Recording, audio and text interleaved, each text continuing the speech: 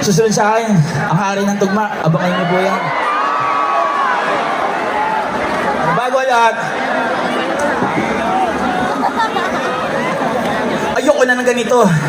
Tumatakbo ka na naman sa isipang ito na aalaro ko lang ang sandaling mga braso natin magkapatong saktong alas 4:20 ang sabi ng relo.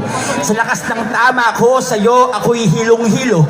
Pinalisaw-saw na sila sa paglalaro ng apoy. Kaya sisisig na muna ako kaya di naman marunong lumangoy. Sasabay ako sa alon mo patungo sa may pampang. Sa bawat nababasang pusa may natutuwang tandang dulas na naman ang sahig, tila tinubuan ng lumot. Gusto niya nang nasasaktan buhok, gusto niyang ipasabunot. Saktong tayo lang at walang asungot.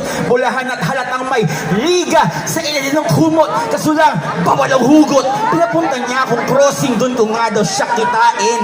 Bigla siyang umibabaw, ang ruta ko'y ilalim. Kamusta ka na? Nagpasabi ka sana. Pagsapit pala ng umaga, di na tayo magkakilala. Time, tara, biglang ligaw na tayo dito.